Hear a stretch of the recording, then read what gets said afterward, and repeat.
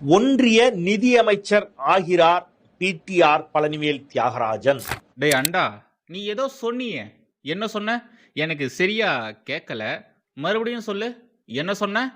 ஒன்றிய நிதியமைச்சர் ஆகிறார் பிடிஆர் பழனிவேல் தியாகராஜன். கீழ்ச்சாரு, பெத்தையா கீழ்ச்சாரு. கடந்த நாடாளுமன்ற தேர்தலில், அதாவது 2024 நம்முடைய திமுக அண்டா பொரோட்டா வச்சு சீப்பு செந்தில் பிடிஆர் பழனிவேல் தியாகராஜனை குறித்து இப்படி பேசியிருந்தான். எந்த நேரத்தில் இந்த இழவெடுத்தவ இப்படி வாய வச்சான்னு தெரியல. தமிழகத்தின் நிதியமைச்சராக இருந்த திரு பிடிஆர் பழனிவேல் தியாகராஜன் அவர்களை அந்த பொறுப்பு இருந்து திமுக தலைமை குடும்பம் வீசி எரிஞ்சிடுச்சு. அதுக்கு காரணம் வேற யாரும் கிடையாது, நம்முடைய அண்ணாமலை தான்.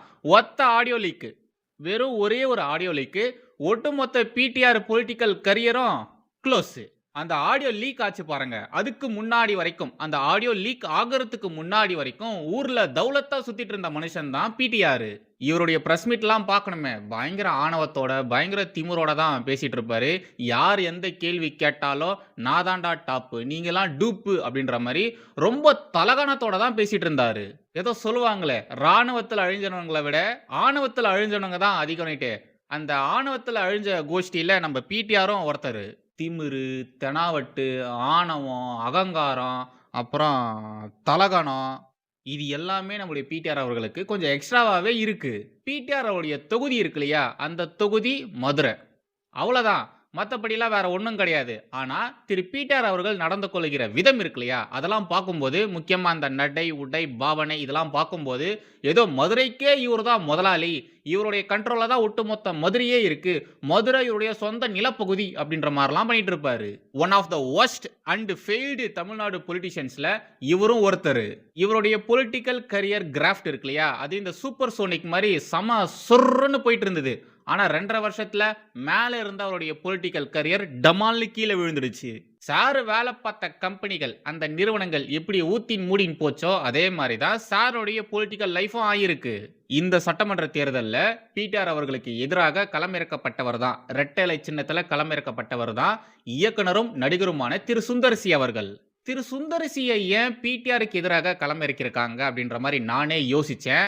ஆக்சுவலாக எனக்கு கொஞ்சம் கஷ்டமாகவும் இருந்துச்சு. ஏன்னா பிடிஆர் அவர்களுக்கு டஃப் ஃபைட் கொடுக்குற அளவுக்கு சுந்தர்சி அவர்கள்கிட்ட கெப்பாசிட்டி இருக்கா அப்படின்ற மாதிரிலாம் நானே நினச்சேன். அதுக்கான காரணம் என்னன்னா, அதுவும் சுந்தர்சி தான். அவர் தான் காரணம்.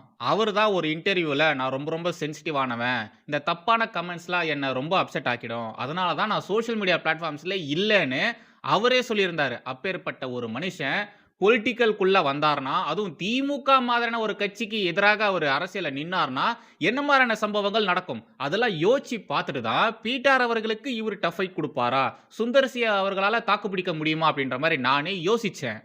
ஏன்னா இவர் என்ன சொல்லியிருந்தாரு, சாதாரண கமெண்ட்ஸ், ஒரு படத்துக்கு வரக்கூடிய கமெண்ட்ஸ் அதுவே எனக்கு பயங்கர மூட் அப்செட் ஆக்கிடும், தப்பாக யாராச்சும் பேசிட்டாங்கன்னா அது எனக்கு ஒரு மாதிரி இருக்கும், என்னால் நிம்மதியாக இருக்கவே முடியாது, ஒரு 4-5 நாள் நான் அந்த ஒரு ஜோன்லேயே இருப்பேன் அப்படின்ற மாதிரி இவர் தான் சொல்லியிருந்தாரு. அப்பேற்பட்ட நபர் அரசியலுக்கு வராருன்னா, அதுவும் திமுக மாதிரியான கட்சிக்கு எதிராக இங்கே வராருன்னா என்ன மாதிரியான வசை சொற்கள் இங்கே வரும். சாதாரணமாக ட்விட்டரில் திமுகவை விமர்சனம் பண்ணி நம்ம பேசினாலே செத்துப்பான பாட்டி வரைக்கும் இழுத்து வச்சு அசிங்கமாக பேசிட்டு இருப்பானுங்க. அப்படி இருக்கும்பொழுது திரு சுந்தர்சி அவர்கள், அதுவும் அவர் ஒரு ஃபேமில் இருக்காரு, எல்லாருக்குமே தெரிஞ்ச நபரும் கூட, சினிமா துறையிலிருந்து வராரு. அப்பேற்பட்ட ஒரு நபரை இவங்கெல்லாம் சும்மா இருப்பாங்களா, சும்மா விடுவாங்களா? அதுவும் எதிர்க்க இருக்கிறது பிடிஆர். பிடிஆர் சாதாரணமான ஆளே கிடையாது. அவருடைய பரம்பரையே பார்த்தீங்கன்னா அரசியலில் இருந்த பரம்பரை தான். ஒட்டுமொத்த குடும்பமும் பார்த்தீங்கன்னா பெரிய அரசியல் பேக்ரவுண்ட் இருக்கக்கூடிய குடும்பம். ஏன் இப்போ இருக்கிற இந்த திமுக இருக்கு இல்லையா, இந்த திமுக உருவாவதற்கு காரணமே பிடிஆர் அவருடைய தாத்தா தான், இவங்களாம் தான். இவங்களுடைய பேக்ரவுண்டே பாருங்க எவ்வளோ பெருசாக இருக்கு பாருங்க. இந்த 2 கம்பேரிசன்லாம் வச்சு பார்த்ததுக்கு அப்புறமா தான் எனக்கு கொஞ்சம் கஷ்டமாக இருந்தது. சுந்தர்சி அவர்கள் ரொம்ப சென்சிட்டிவான பர்சன் சொல்கிறாரு, அந்த பக்கம் பிடிஆர் அவர்கள் இருக்காரு. 2 பேருமே டஃப் ஃபைட் கொடுப்பாங்களா, 2 பேருக்குமே இந்த எலெக்ஷன் நேரம் எப்படி இருக்கும் அப்படின்ற மாதிரிலாம் நான் யோசித்தேன். ஆனால் நாளாக நாளாக தேர்தல் பிரச்சாரத்தில் சுந்தர்சி பேசுகிறதெல்லாம் பார்க்குறச்ச நாம தான் கொஞ்சம் அவசரப்பட்டு அவர் அண்டர் எஸ்டிமேட் பண்ணிட்டோமோ அப்படின்ற மாதிரி இப்போ நான் நினைக்கிறேன். ஏன்னா மனுஷனுடைய தேர்தல் பிரச்சாரம் இருக்கு பாருங்க, அது ஃபயரா இருக்கு. எந்த அளவு சுந்தர்சியோடைய தேர்தல் பிரச்சாரம் ஃபயரா இருக்குன்னா, பிடிஆர் இருக்காரு பாருங்க, பிடிஆர் கிட்ட சுந்தர்சி அப்படின்னு சொன்னாலே போதும் மனுஷன் ஓடி போயிடுறாரு. சுந்தர்சியை குறித்து, சுந்தர்சியை சொல்லக்கூடிய விஷயங்களை குறித்து பிடிஆர் கிட்ட கேள்வி கேட்டாங்கன்னா அவரால் பதில் சொல்லவே முடியல. பிடிஆரால பதில் சொல்லவே முடியல. உங்களுக்காக ஒரு சில கிளிப்பிங்ஸ் எல்லாம் கொண்டு வந்திருக்கேன் எக்ஸாம்பிளுக்காக. இதை பார்த்துட்டு வாங்களேன். நீங்களாம் லோக்கல் ரிப்போர்ட்டர், உங்களுக்கு ஏதாவது உண்மையிலேயே உங்கள் சார்பாகவோ இல்லை மக்கள் சார்பாகவோ கேள்வி இருந்தால் நீங்கள் கேளுங்க. உங்கள் கருத்தாக சொல்லுங்கள், நான் மரியாதையோடு பதில் சொல்கிறேன். யாரோ வெளியேந்து வந்து வரலாறு தெரியாமல் தகவல் தெரியாதவர் பேசினா அவருடைய அறியாமைக்கு நான் ஏங்க பதில் சொல்கிறேன்? வேறு வேலை இல்லை எனக்கு.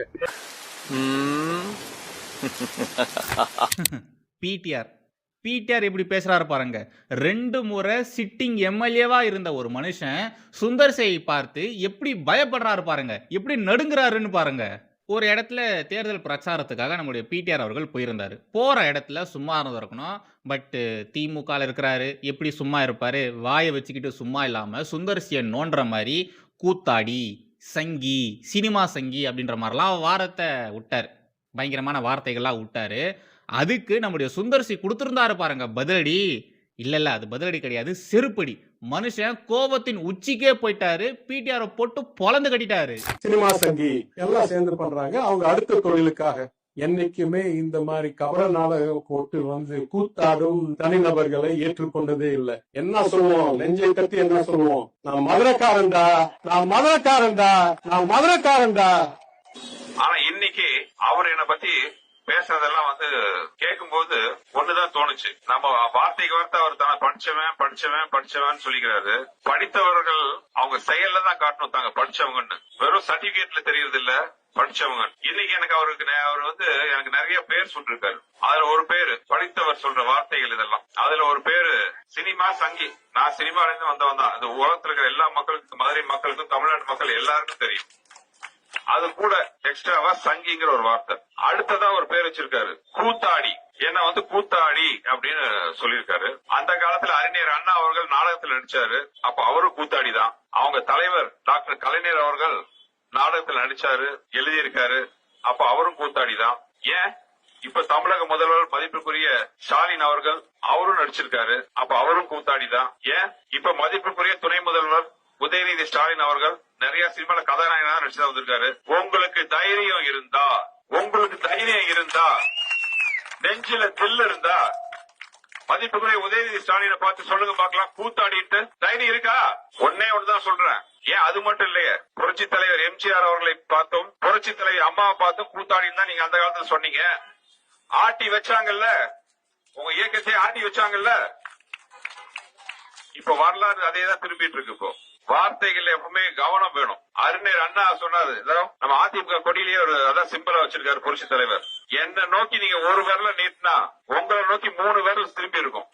இது நான் சொல்லல, அறிஞர் அண்ணா அந்த காலத்துல சொன்னாரு. இன்னும் அவர் சொன்ன தேவையா பிடிஆர் சார், உங்களுக்கு இது தேவையா?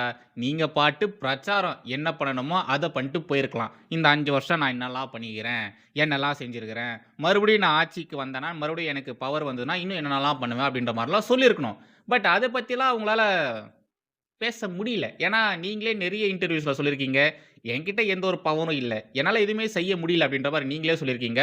அப்படி இருக்கும்போது எப்படி நீங்கள் உங்களுடைய சாதனைகளை குறித்து மக்கள்கிட்ட சொல்லுவீங்க? அதனால தான் இதை மாதிரி எதிர்க்க இருக்கிற வேட்பாளர்களை பிடிச்சி நோண்டிட்டு இருக்கீங்க. இப்போ அவர் உங்களை வச்சு செஞ்சு விட்டாரு. என்ன பண்ணுறது? உங்களை நினச்சாலே உண்மையாலே ரொம்ப ரொம்ப கஷ்டமாக இருக்குது. உங்களெல்லாம் நாங்கள் எப்படி பார்த்தோம், பா மனுஷன் பாடுறா எப்படி இருக்காரு அப்படின்ற மாதிரி பார்த்துட்டு இருந்தோம். ஆனால் நீங்கள் இப்போது சாதாரண இந்த திமுக காரங்க பண்ணுற மாதிரி தான் நீங்களும் பண்ணிட்டு இருக்கீங்க. திமுகவில் இருந்த ஒரு இன்டெலெக்சுவல் பர்சன்னா அது நீங்கள் மட்டும்தான். ஆனால் இப்போ நீங்களே இது மாதிரிலாம் பேசிகிட்டு இருக்கீங்க. இதெல்லாம் பார்க்கும்போது உண்மையாலே மனசுக்கு ரொம்ப ரொம்ப கஷ்டமாக இருக்குது. ஓகே, எல்லாருக்குமே திரு சுந்தர் சி அவர்களை நல்லாவே தெரியும். அவர் எப்பேற்பட்ட டைரக்டர் அப்படின்றது நல்லாவே தெரியும். அவர் எடுக்கக்கூடிய திரைப்படங்களில் ஹியூமர் எப்படி இருக்கும் அப்படின்றது எல்லாருக்குமே நல்லாவே தெரியும். அந்த ஹியூமர் சென்ஸை அப்படியே எலெக்ஷன் கேம்பெயின்ல மனுஷன் யூஸ் பண்ணியிருக்காரு. அந்த ஹியூமரோடவே பிடிஆரை போட்டு பொலந்து கட்டியிருக்காரு. அந்த ஒரு குட்டி கிளிப்பிங்கும் போடுறேன், பார்த்துட்டு வாங்க. வா ஒரு கை பார்க்கலாம்னு என்ன கேக்குறாரு. என்ன ஒரு கை பாக்குறதெல்லாம் இருக்கட்டும். முதல்ல அவரோட வலது கையா இருந்தாரு ஜெய் பாலாஜி, அவரு ஜெயில இருக்காரு. இடது கையா இருந்தாரு லட்சுமணன், அவர் எங்கேயோ வெளிநாட்டுல தலை மறைவா இருக்காரு.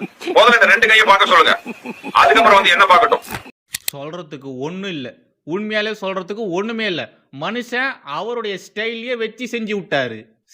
நம்மளுடைய பிடிஆர் இருக்கார் இல்லையா, இவர் ஒரு அன்ஃபிட் மினிஸ்டர்.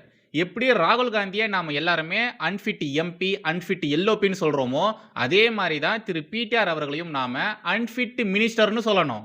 நான் ஏன் திரு பிடிஆர் அவர்களை அன்ஃபிட் மினிஸ்டர்னு சொல்றேன்னா, இல்ல நான் உங்ககிட்ட சொல்ல மாட்டேன், நான் உங்களுக்கு காட்டுறேன் ஏன் திரு பிடிஆர் அவர்கள் அன்ஃபிட் மினிஸ்டரா இருக்காரு அப்படின்றத நான் உங்களுக்கு காட்டுறேன். ஃபர்ஸ்ட் இந்த ஒரு குட்டி கிளிப்பிங்க பாருங்க. எதிர்கட்சி சிறப்பா இருக்குது. நம்ம ஆளுங்கட்சி வந்து இவ்வளவு மோசமா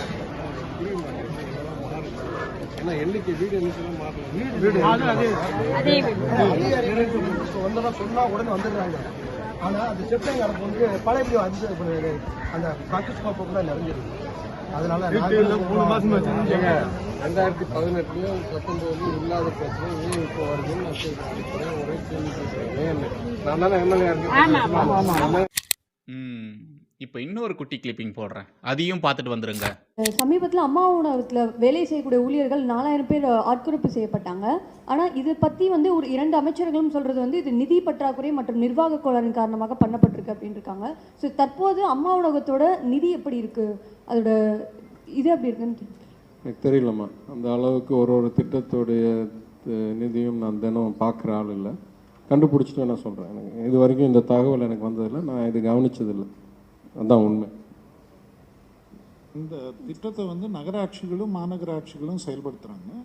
அவங்களுக்கு அரசு நிதியிலிருந்து நம்ம வந்து அரிசி கொடுக்குறோம். அது போக ஒரு 100 கோடி ஒதுக்கப்பட்டுள்ளது, அதுலேருந்து நிதி கொடுக்குறோம். ஸோ இந்த இந்த இந்த சமயம் வரைக்கும் எவ்வளோ கொடுக்கணுமோ அந்த நிதி வழங்கப்பட்டுள்ளது. அந்த அந்த திட்டத்தை செயல்படுத்துறதுல அவங்களுக்கு ஏதாவது நிதி பற்றாக்குறை இருந்தால் அது நகராட்சி மாநகராட்சி அளவில் இருக்கக்கூடிய நிதி பற்றாக்குறை. சார், திமிரு, தெனாவட்டு, தௌலத்து, ஆணவம், அகங்காரம், தலகணம் இது மட்டும் இருந்தா போதுமா சொல்லுங்க? இது மட்டும் இருந்தா போதுமா? என்னதான் நீங்க பவர்ஃபுல் போஸ்டிங்ல இருந்தாலும் பவர் இல்லாம தானே இருக்கீங்க. உங்க கையில பவர் இருந்தும், உங்களுடைய கட்சி ஆளுங்கட்சியா இருந்தும், உங்களுடைய தொகுதி மக்களுக்கு உங்களால ஒண்ணுமே செய்ய முடியல.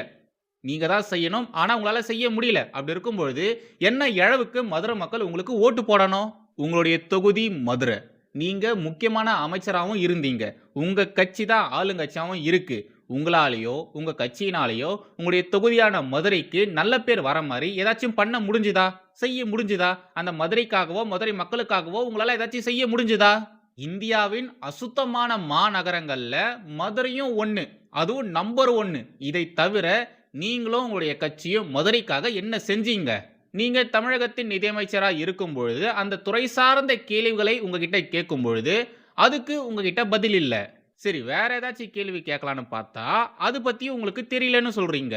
இது ஏன் பண்ணல, அது ஏன் பண்ணல, இதை எப்போ பண்ணுவீங்க அப்படின்ற மாதிரியான கேள்விகள் கேட்டா I don't know, I don't have any power அப்படின்ற மாதிரி பப்ளிக்ல பிரஸ் மீட்லயே சொல்றீங்க. நீங்க தொடர்ந்து இதே மாதிரி பப்ளிக்ல பேசிட்டே இருந்தீங்கன்னா இதெல்லாம் பார்க்கக்கூடிய மக்கள் உங்களை நோக்கி எப்படி கேள்வி எழுப்புவாங்க? உங்களால் ஒன்றுமே பண்ண முடியாது, உங்களால் எதுவுமே செய்ய முடியாது, நீங்கள் பவரில் இருந்தாலும் உங்களால் எதுவுமே செய்ய முடியாதுன்னா நாங்கள் எதுக்கு உங்களுக்கு ஓட்டு போடணும்? ஒரு பொம்மை அமைச்சருக்கு நாங்கள் ஏன் ஓட்டு போடணும்னு அந்த மக்கள் கேட்பாங்களா கேட்க மாட்டாங்களா?